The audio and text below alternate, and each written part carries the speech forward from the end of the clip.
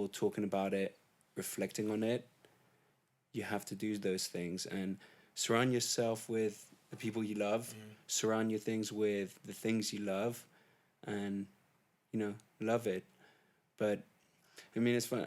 The other thing is, I remember as well when September 11th happened. Actually, it was another very memorable experience because it kind of brought me back full circle to it happened obviously 2 months before my dad passed away.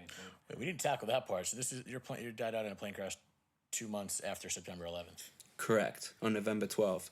So that's some crazy shit. That's some crazy shit. I mean, just it's crazy shit in general, but just the fact that we're sitting here and just that the whole. Go on, that's just some wild shit going.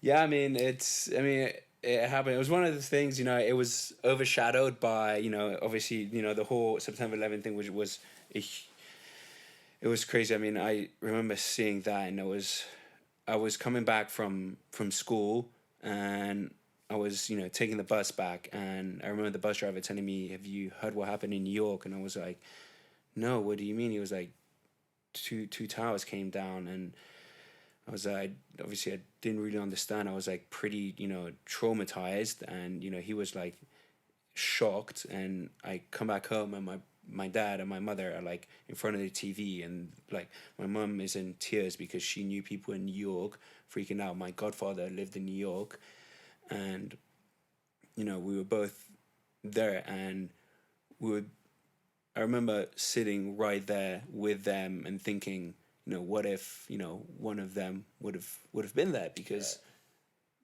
my dad literally goes flying to New York pretty often for work. So it was kind of a resonating experience thinking that 2 months later he would go ahead and be there. So it's funny. It's not funny, but the same thing kind of happened with me. My buddy Scott lost his dad. I want to say it was like, I don't know the timeline, but it was pretty recent, prior to when my dad passed. And I remember sitting there with my sister saying, I can't imagine when that happened. It was kind of similar to you have, then it fucking happens. right, It's like, what the fuck are you, like, what is that about? That's just the bizarre part of how life works. But I wanted to add, we didn't get into it too much, but how many people are on that flight? How many people passed in the There were about, I think it was there's about 120 people.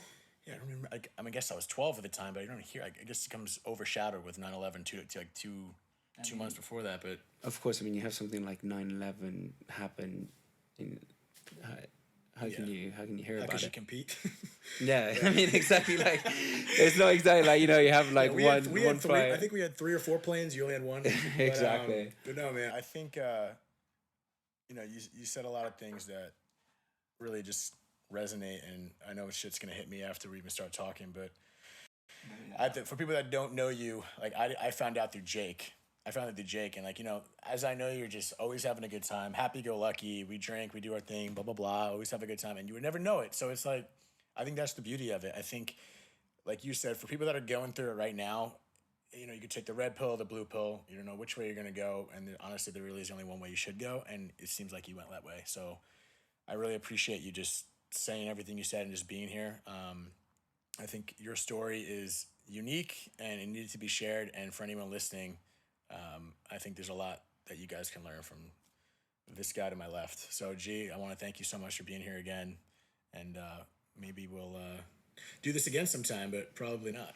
No, David, thank you for having me. And I'm always happy to talk about this. And, I remember when you asked me to come on the show and talk about this. And honestly, you were maybe a bit apprehensive about asking me. You wanted me to come on. But, like, honestly, it's one of those things I've come to terms with. I like to talk about it because not only is it good for myself, it's reflecting, it's good for you, it's good for everyone involved, because they learn about themselves, they learn about how to deal, and I learn about myself, and it's therapeutic. For sure. It's very therapeutic. Talking about it, that's it. I mean, another thing I didn't state, and I don't know if it's the best way to end it, was that one of the things. Just say it.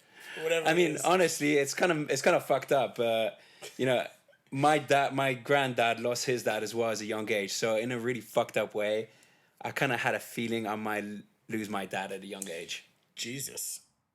Why? Just because that happened and just automatically thought the possibility of it, and the possibility starts overwhelming. I you, it's don't know if it becoming- was, some like it was a black magic that happened, or something that fucking happened that was cursed, some shit like that. But yeah, I don't actually believe that, obviously, but I had a feeling in my gut somehow that might happen, and it did. But that is life.